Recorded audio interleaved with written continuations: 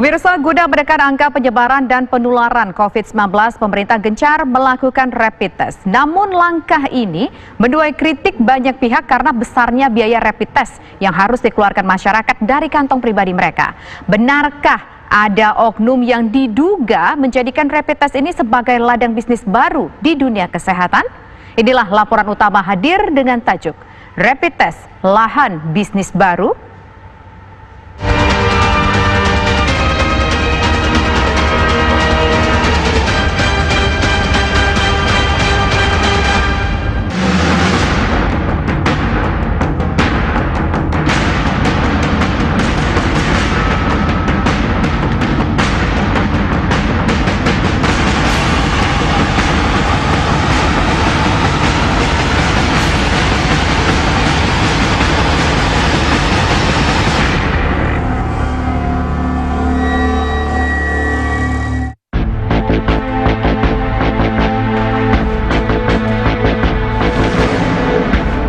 Pemerintah telah menggalakkan rapid test massal untuk melakukan deteksi awal terhadap orang yang memiliki gejala COVID-19.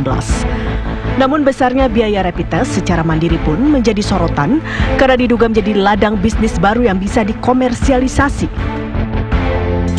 Nindi adalah pasien di sebuah rumah sakit swasta di Jakarta yang harus menjalani 2 kali rapid test saat menjalani operasi usus buntu. Nindi dan keluarganya keberatan dengan oknum rumah sakit yang meminta pasien melakukan rapid test ulang. Saya kemarin sakit usus buntu, saya membutuhkan operasi secepatnya dan saya nggak ditangani cuma karena saya tidak mau menjalani rapid test di rumah sakit. Kenapa saya nggak mau menjalani? Karena saya sudah menjalani rapid test kurang dari 7 hari sebelumnya dan saya sudah ada hasilnya, tapi sekali lagi rumah sakit tidak mau menerima hasil rapid test saya karena tidak dijalani di rumah sakit tersebut. Jadi kan intinya saya harus mengeluarkan uang untuk rumah sakit tersebut untuk membayar rapid test yang sebenarnya hasilnya pun udah ada. Sementara saya membutuhkan perlakuan medis segera mungkin karena usus buntu saya udah mau pecah gitu. Kalau seperti itu kan sangat memberatkan bagi pasien dan ini masalah komersialisasi gitu ya berarti. Lalu bagaimana sebenarnya aturan rapid test dilakukan pada pasien di rumah sakit? Ada beberapa hal. Jadi yang pertama, kita tahu bahwa ada yang namanya OTG. Ada yang namanya orang tanpa gejala yang ternyata terinfeksi oleh virus corona dan menular. Karena itu kalau orang masuk ke perawatan dan ternyata OTG tidak diperiksa, maka dia bisa menularkan ke pasien-pasien yang lain, ke perawat, juga ke dokter dan ke orang-orang personalia yang ada di rumah sakit. Jadi rumah sakit ingin melindungi pasien yang lain, perawat maupun para dokter supaya tidak tertular. Rapid test kini memang bukan hanya menjadi syarat wajib saat melakukan tindakan di rumah sakit, namun juga menjadi salah satu syarat untuk berpergian. Benarkah rapid test kini menjadi lahan bisnis baru di dunia kesehatan? Dari uang, jadi sebetulnya begini, memang banyak kesalahpahaman di dalam COVID-19 ini.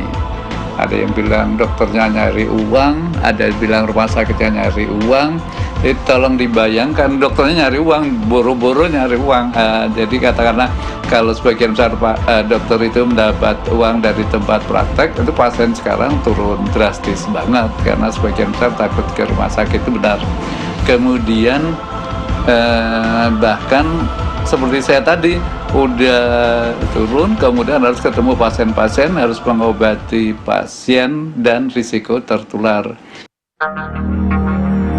Pengamat kebijakan publik Trubus Rahardiansyah menyebut seharusnya biaya rapid test menjadi beban negara, bukan dibebankan kepada individu. Masalah aspek transparansinya, jadi sehingga muncul masalah implementasi muncul seperti itu. Yang kedua ada aspek akuntabilitas publik.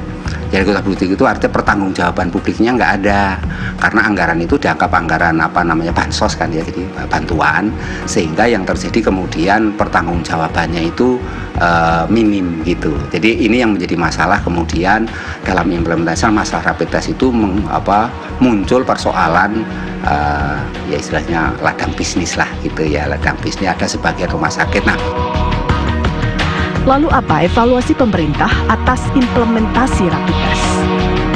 mengenai harga ya, karena memang harganya kalau yang antibody ini sekitar 200.000, 300.000, kemudian yang antigen juga itu lebih mahal memang harga ini. Ini juga kita lakukan evaluasi dan pemerintah cari solusi ya, bagaimana supaya jangan sampai ini harga tes ini lebih membebani masyarakat secara lebih jauh sehingga harga tiketnya juga sudah mahal.